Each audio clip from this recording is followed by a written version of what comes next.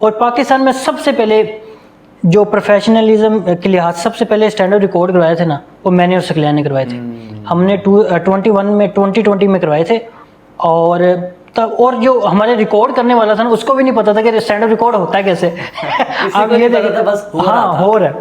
बाकी ये जो रील्स वाला डेवलप हुआ है कल्चर, इससे ये हुआ कि इसमें मिक्स्ड लोग आते हैं, इसमें टैलेंटेड लोग भी आते हैं, और इसमें सिर्फ वो लोग भी आते हैं जो अपनी लुक्स की वजह से फेमस हो रहे होते हैं। क्योंकि हमारी सब कॉन्टिनेंट की ऑडियंस ऐसी है, ये सिर्फ टैलेंट पे फॉलो नहीं करती।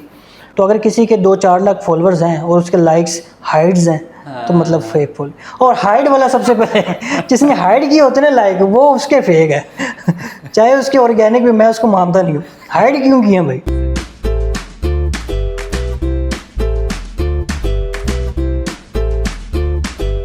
अस्सलामुअलैकुम ख़वातीन और हज़रात, तो welcome back to a brand new episode of the local podcast. मैं हूं आपका होस्ट रागिब, और आज के जो हमारे गेस्ट हैं, एक बहुत ही अच्छे कॉमेडियन, एक बहुत ही अच्छे कंटेंट क्रिएटर, और साथ ही साथ स्टैंड अप कॉमेडीज़ भी करते हैं। आप लोगों ने लाजमी इनकी कोई ना कोई वीडियो स्क्रॉल करते हुए Facebook, Insta, social media handles पे लाजमी देखी होगी। तो please welcome, we have Umar Farooq Bhatti with us. Thank you so much Umar भाई for taking out time and coming to the local podcast. बहुत बहुत बहुत शुक्रिया। सर आपका शुक्रिया, आपने हमें बुलाया। कोई मसला ही नहीं। उमर भाई शुरू करते हैं। ऑब्वियसली सारे आपको स्टैंड अप कॉमेडी और वीडियोस रील से जानते हैं, लेकिन उससे पहले स्टैंड अप कॉमेडी से पहले बताएं आपके क्या मसरूफियात थी, किस तरीके से? अच्छा, सबसे पहले तो मैं आपको बताता हूँ कि मेरी स्टैंड अप की जर्नी स्टार्ट कैसे हुई। एग्जैक्टली। सबसे पहले तो जब मैंने इंटर में मैंने आईकॉम किया, आईकॉम करने के बाद मेरा कुछ ख़ास दिल नहीं था पढ़ाई करने को ना। अच्छा। तो मेरे अब्बा ने कहा कि यार तुम डिग्री कंप्लीट कर लो, तो बाकी फर्दर देखा जाएगा। तो फिर मैंने कहा यार फिर कुछ ऐसी डिग्री करते हैं जो सबसे ज़्यादा आसान हो। फिर मैंने चूज़ की मीडिया कम्युनिकेशंस, मैथ्स कम्युनिकेशंस। आपको पता है उसमें स्टूडेंट पढ़ते तो है नहीं, सिर्फ इंजॉय करते हैं। तो फिर मैंने सोचा ये ट्राई करके देखते हैं। जब वो मैं ट्राई करने गया तो फिर मैथ्स कम्युनिकेशन मीडिया में मेरा थोड़ा सा इंटरेस्ट भी बन गया। मेनली मेरा फिल्म मेकिंग में बना। अच्छा।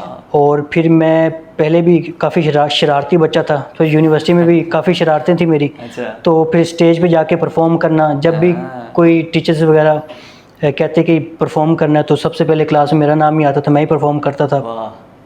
तो फिर ऐसे करते करते वहाँ से इंटरेस्ट? हाँ, वहाँ से इंटरेस्ट बना।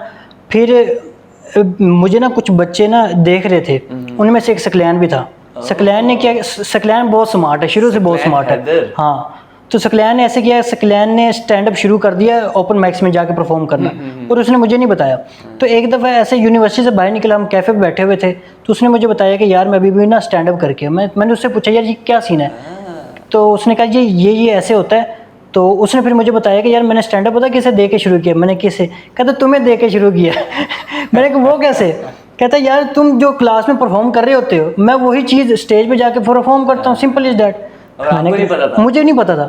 फिर मैंने कहा यार ये तो ज़बरदस्त सीन है। फिर मैंने और सकलैन ने 2019-20 में हमने फिर ओपन माइक्स करना स्टार्ट किए। कोविड से पहले? हाँ, कोविड से पहले किए हमने। तो ओपन माइक्स अटेंड करते थे।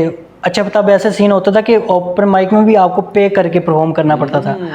तो फिर ऐसे ही करते रहे।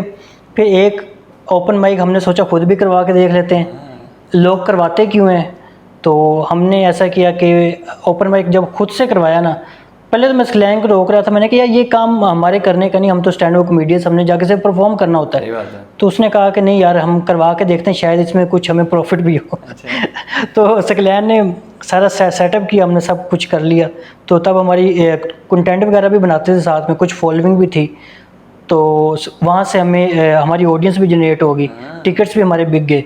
तो मगर टिकट्स बिकने के बाद, सब कुछ होने के बाद, इतना हमें बचा कि हम वापसी पे खाना खा के घर चले गए। इसके अलावा कुछ भी नहीं बचा। तो फिर हमने बस ट्राई किया था, वो हुआ। तो फिर वहीं से आप हमें मिले, आप वही उसी ओपन माइक की आपने होस्टिंग की थी। बिल्कुल तो ऐसी है, मैं उस पॉइंट पे आने ही लगा था। वहाँ से ही हमारी मुलाकात, बिल्कुल, फिर आगे आज हम लोग साथ बिल्कुल सिर्फ उसी मुलाकात की वजह से आज हम साथ बैठे, वहीं से हमारा तारुफ हुआ। बिल्कुल ऐसे ही। उमर भाई वो आपकी पहली परफॉर्मेंस तो नहीं थी? नहीं, पहली परफॉर्मेंस नहीं थी, वो तो हम परफॉर्म करके फिर हमने खुद से किया था। अगर हम आपकी पहली परफॉर्मेंस की बात करें एज अ स्टेज पे लोगों के सामने प्रॉपर परफॉर्मेंस, तो कैसा फील था, किस तरह का रिस्पॉन्स आया ऑडियंस का? अच्छा यार, जब भी आपकी कोई प्रोफेशनल परफॉर्मेंस होती है ना, हाँ।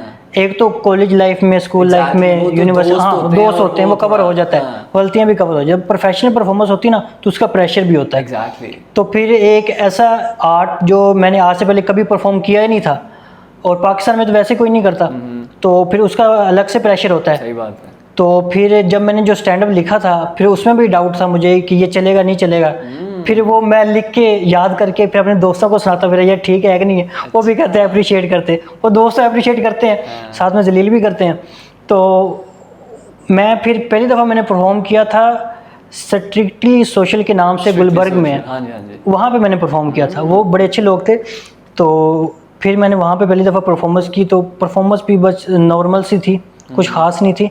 तो मगर पहली परफॉर्मेंस होती भी ऐसे ना, बिल्कुल सही एक्सपेरिमेंट बात होती है। है। हाँ, सही बात है। और ये जो आपने रिकॉर्डेड स्टैंड अप देखते हैं ना, ये जो एक स्टैंड अप रिकॉर्डेड होता है ना, इससे पहले इसी स्क्रिप्ट के कम से कम 100 से ज़्यादा परफॉर्मेंसेज वो कॉमेडियंस दे चुके होते हैं।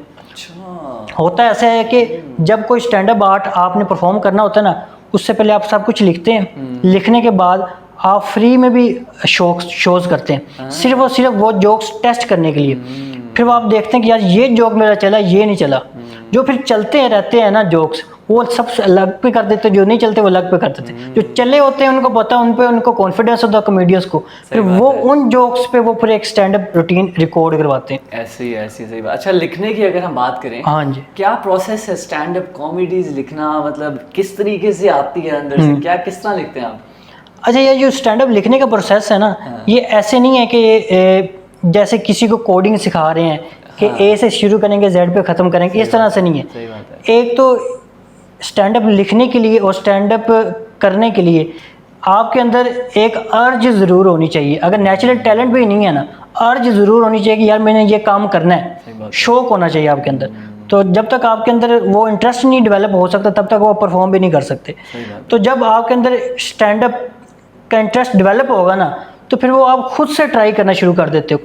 कच्चा पक्का सा थोड़ा बहुत लिखते हो, आगे पीछे देखते हो, कुछ नोटिस करते हो, तो आप कुछ अपने फ़ोन में लिख लेते हो, कुछ नोट पैड पे लिख लेते हो, कुछ अपनी डायरी में लिख लेते हो। मुझे लगता है इसमें ऑब्जर्वेशन का बहुत बड़ा हाथ है, क्योंकि जो ट्रेंड चल रहा होता है उस पे अप टू डेट रह के आपने ऑडियंस ग्रैब करनी होती है। एग्जैक्टली ऐसे ही है, बिल्कुल ऐसे है।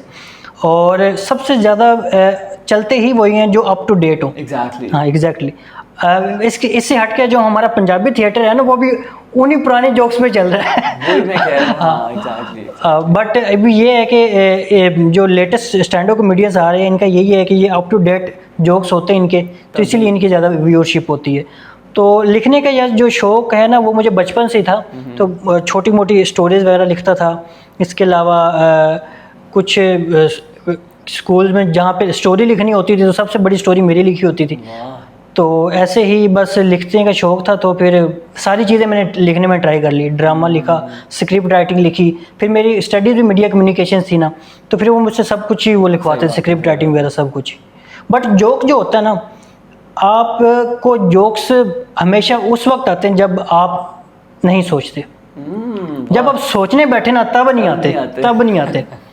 अक्सर ऐसा होता है बंदा को अच्छा, ये नहीं होता कि आपने अपना जो जोक है ना, वो आपका फर्स्ट हैंड जोक है, ऐसे नहीं कभी होगा। आपका जो जोक है ना, वो आपको किसी ना किसी चीज़ से इंस्पायर्ड ज़रूर होगा। ऐसे नहीं कि बिल्कुल ही क्रिएटिव चीज़ आपने कर दी है, वो फिर लोग रिलेट भी नहीं कर पाते। वो किसी ना किसी चीज़ से इंस्पायर ज़रूर हुआ होता है। कोई आपने वीडियो देखी है और आपको लगा कि यार ये जो वीडियो है ना, ये है तो बहुत अच्छी, मगर इसको अगर इस तरह से प्रेजेंट किया जाए ना, तो और बेहतर हो सकता है। तो आप उसमें थोड़ा सा अपना टच दे के भी कर सकते हैं। तो ये सारी चीज़ें होती हैं। अच्छा उमर भाई, शुरू में होता ही है कि कोई ना कोई आपकी इंस्पायरेशन जरूर होती है। कोई कॉमेडियंस में कोई इंस्पायरेशन आपकी थी, या बस इनबिल्ट ही आपने शुरू किया और हो गया? यार एज सच इंस्पिरेशन नहीं थी, बट मुझे ये था कि मुझे हमेशा से एक एक्स्ट्रा ऑर्डिनरी पर्सन बनने का बड़ा शौक था। तो फिर मैं जब क्लास में भी था ना, तो मुझे यही फील होता था कि यार ये जो सब लोग हैं ना, हालांकि बड़ी ऑकवर्ड बात लगी, मुझे लगता था ये सब डल हैं, मैं सबसे ज़्यादा इंटेलिजेंट हूँ। अच्छा। तो इसीलिए फिर मैं अलग से दिखने के लिए कुछ ना कुछ ऐसा ज़रूर करता था, चाहे बाद में जलालत भी हो, बट मैं करता ज़रूर था। सही बात है, एग्जैक्टली। अच्छा उमर भाई, अब अगर हम 2024 की बात करें आफ्टर कोविड, अब वो सोशल ओपन माइक्स वगैरह अब नहीं होते इतने, अब चीजें शिफ्ट हो गई हैं सोशल मीडिया पे। बहुत ज्यादा रुझान आ गया है सोशल मीडिया पे, कॉमेडियंस आ गए हैं, छोटी छोटी रील्स डाल रहे हैं और वो सीन हो गया। तो इसको किस तरीके से देखते हैं जो शिफ्ट आया है? अच्छा यार, शिफ्ट जो है वो तो ऑब्वियस ही बात है, ट्रेंड के थ्रू है। एग्जैक्टली। और बाकी ये नहीं हुआ कि ओपन माइक्स होना बंद हो गए या इस तरह से कुछ, उसकी एक अलग से रीज़न है। वो क्यों हुए, इस वजह से नहीं हुए कि क्योंकि ये चीज़ें इन हो गई थी इस वजह से हुए। ये स्पेशली इस वजह से ऑफ हुए हैं क्योंकि पाकिस्तान है ना, यहाँ पे बहुत सेंसिटिव ऑडियंस है।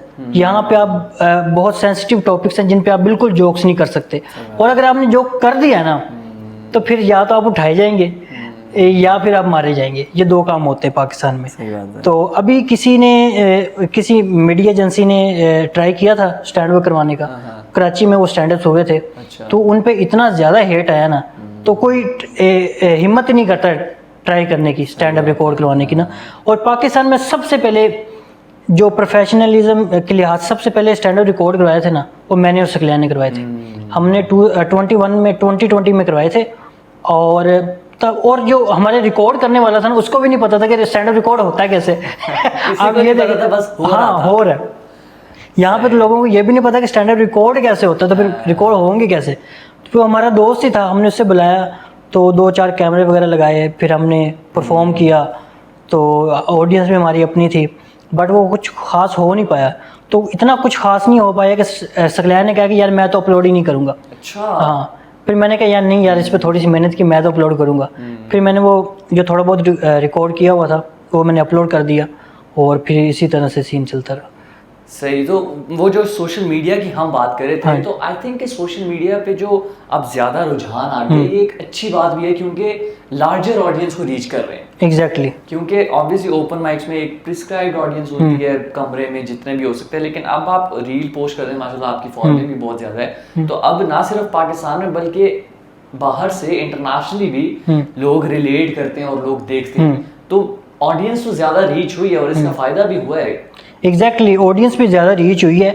बट मैं ये क्रेडिट देना चाहूँगा स्पेशली इंस्टाग्राम रील्स को, क्योंकि यूट्यूब का जो एल्गोरिथम है वो अभी तक उन चीज़ों को वैसे ही प्रमोट कर रहा है जैसे वो पहले करता था, स्टैंड अप्स वगैरह को। अभी आपने वो समय रहने का देखा होगा, इंडियाज गॉट टैलेंट। एग्जैक्टली। अब उसमें उनका स्टैंड अप कितना ज़्यादा इन है। सही बात है। उनका कल्चर डेवलप हो गया स्टैंड अप का, और उनकी सोसाइटी भी ऐसी है, वो उनका तो एक कंट्री भी सेकुलर है, तो उनमें ये चीज़ें प्रमोट होना ज़्यादा आसान है बस निस्बतन हमारे। सही बात है। हालांकि उधर भी ऐसा नहीं है कि जितनी ज़्यादा आज़ादी यूएसए में लोगों को उधर भी इतनी परफॉर्म करने की नहीं है, बट कंपेयर टू अस हमारी तरफ से देखा जाए तो बहुत ज़्यादा लिबरल है वो।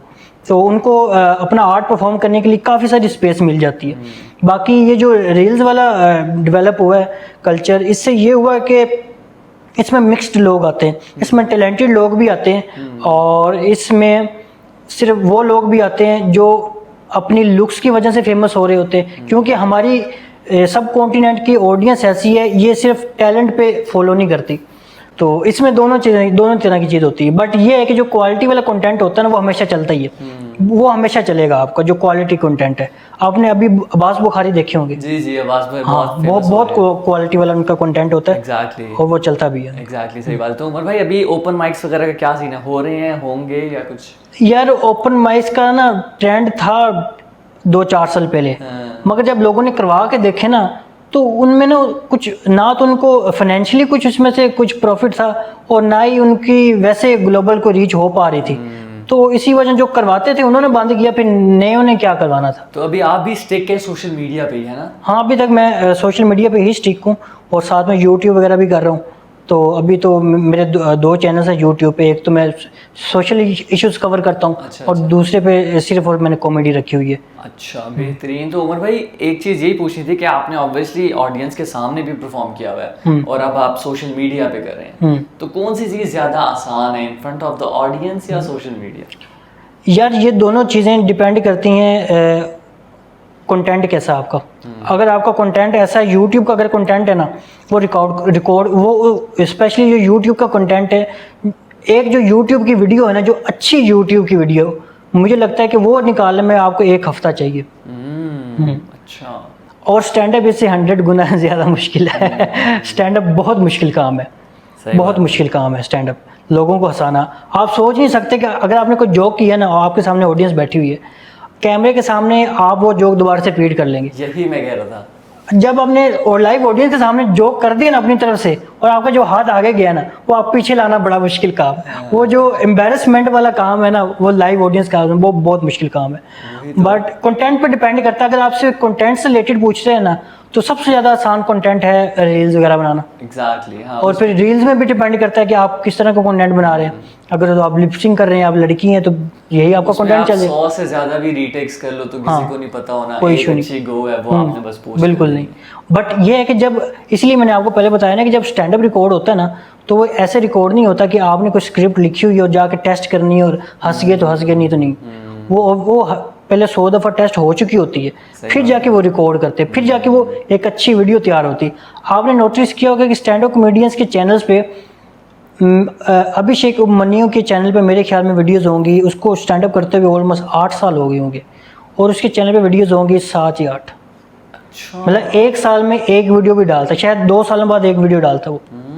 हाँ, तो जाकिर खान तो डालता ही नहीं है। जाकिर खान तो बहुत बड़ा अगर कोई स्पॉन्सर हो प्राइम वीडियो जैसा, फिर ही वो कुछ ऐसा कंटेंट डालता है। अच्छा उमर भाई, स्टैंड अप कॉमेडी और कंटेंट क्रिएशन से अर्निंग किस तरह होती है? अगर कोई लोग शुरू करना चाहें तो किस तरीके से अर्निंग का थोड़ा बताएंगे?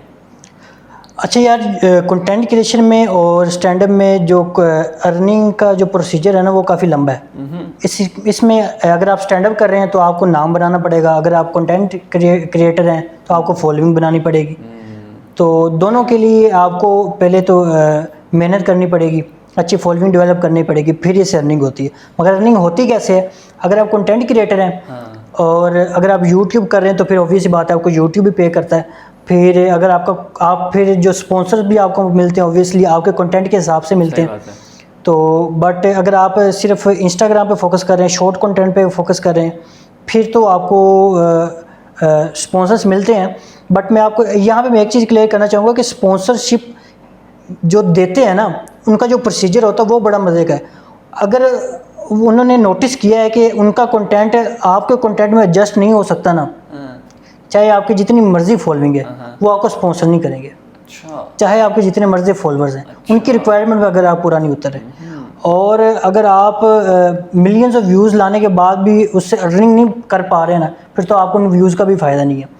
बट स्पॉन्सर ये करता है कि थोड़ी फॉलोइंग वाले को स्पॉन्सर कर देगा, मगर ज़्यादा फॉलोइंग वाली जिसका कंटेंट उनको उसको सूट नहीं कर रहा, उसको कभी भी नहीं करेगा। मगर ब्रांड स्पॉन्सर उसी को करते हैं जिसका कंटेंट हमेशा एक एलीट ऑडियंस उसको फॉलो करती हो। अच्छा हाँ, लेकिन उमर भाई आजकल बड़ा ट्रेंड चल गया है इंस्टाग्राम पे खास तौर पे कि रील्स बूस्ट हो जाती हैं, फॉलोअर्स भी गेन हो जाते हैं। मतलब तो इस बारे में मतलब किस तरह पता चलेगा? और हर दूसरा बंदा कंटेंट क्रिएटर बना हुआ है। एग्जैक्टली। अच्छा, इसमें 2-4 सीन ये होते हैं कि फॉलोइंग गेन होने के ना 2-4 प्रोसीजर होते हैं। अगर तो कोई ब्रांड का पेज है ना, वो कभी भी उस पर कोई रियल फॉलोइंग नहीं होगी। अच्छा, सिवाय जो बहुत बड़े ब्रांड्स हैं, मतलब वर्साचे, गुची, लैम्बोर्गिनी, पोर्शे वगैरह इस तरह के ब्रांड्स हैं ना, इनकी नेचुरल फॉलोइंग होती है, बाकी ऑर्गेनिक फॉलोइंग होती है। बाकी इसके अलावा जो लोकल ब्रांड्स होते हैं ना, इनकी कभी भी फॉलोइंग नहीं होती, ऑर्गेनिक फॉलोइंग नहीं होती। अच्छा। उसकी एक बहुत बड़ी वजह ये होती है, जब वो ब्रांड लॉन्च करते हैं ना, तो उनको लॉन्च करते साथ ही उनको सेल्स चाहिए होती हैं। जब आप अपना पेज लॉन्च करेंगे, अगर उस पर फॉलोइंग नहीं है तो क्लाइंट का ट्रस्ट डेवलप नहीं हो पाता। जब ट्रस्ट डेवलप नहीं होगा तो उनकी चीज़ें नहीं बिकेंगी। तो ये सारा प्रोसीजर होता है। बट पाकिस्तान में एक पेज है, बल्कि वो बहुत अच्छा कंटेंट बनाते हैं, क्रम्बल पाकिस्तान के नाम से, अगर आपने सुना। अच्छा, मैंने नहीं सुना। हाँ, क्रम्बल पाकिस्तान, वो बहुत अच्छा कंटेंट बनाते हैं और उनकी सारी ऑर्गेनिक फॉलोइंग है। बाकी इसके अलावा सारे ब्रांड्स की फेक फॉलोइंग है। तो मगर इंस्टा ने ना, अब आप सोच रहे होंगे कि यार इंस्टाग्राम पे अगर आप फेक फॉलोइंग ले सकते हैं तो फिर इंस्टाग्राम इसको बैन क्यों नहीं कर सकता? इंस्टाग्राम अलाउ करता है फेक फॉलोइंग ताकि उसकी ऑडियंस बढ़े। अब फेक फॉलोअर्स लेके जो बंदा इंस्टाग्राम पे ऐड लगा रहा है, तो इंस्टाग्राम तो उसका फ़ायदा है, अब वो क्यों इस काम से रोकेगा लोगों को? तो ये सब चीज़ें होती हैं। बाकी ऑर्गेनिक फॉलोइंग पता कैसे चलती है, आपका ये सवाल था। तो यार ये रीच से पता चलती है।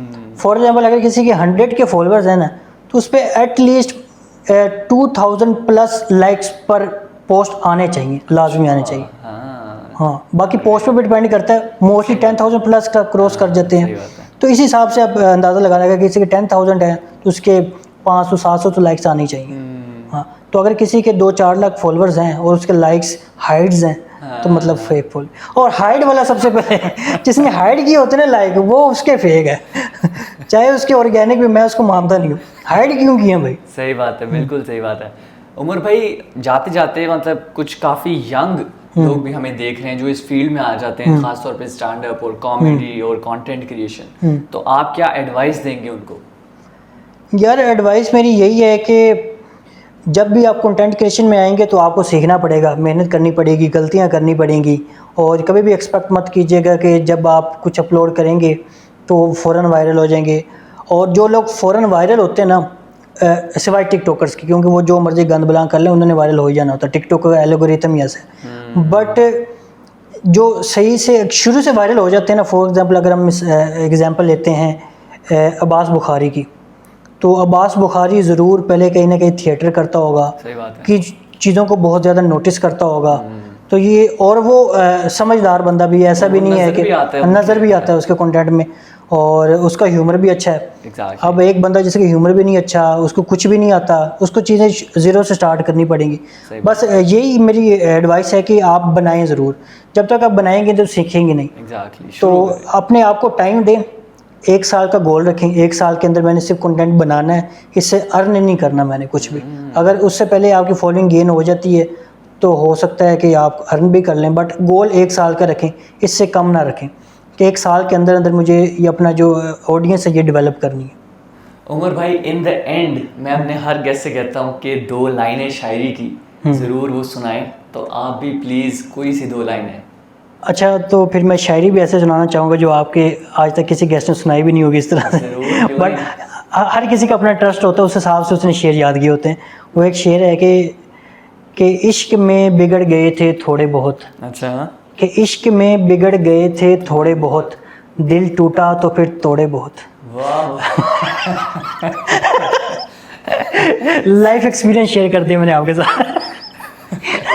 सही बात है, ये किसी ने भी इस तरीके से जो एंड पे आपने हाँ जी। मसाला लगाया ना, हाँ जी, बहुत शुक्रिया उमर भाई, Thank you. Thank you so much for taking out time. आप आए, बहुत बहुत बहुत शुक्रिया। सर आपका शुक्रिया, आपने हमें बुलाया। कोई मसला नहीं, उम्मीद करता हूँ जी आप लोगों को भी ये एपिसोड पसंद आया होगा। पसंद आया तो आगे शेयर करें, लाइक करें, कमेंट करें और चैनल को लाजमी सब्सक्राइब करिएगा। मिलते हैं आपसे अगले एपिसोड में, तब तक के लिए ओके, अल्लाह हाफिज़।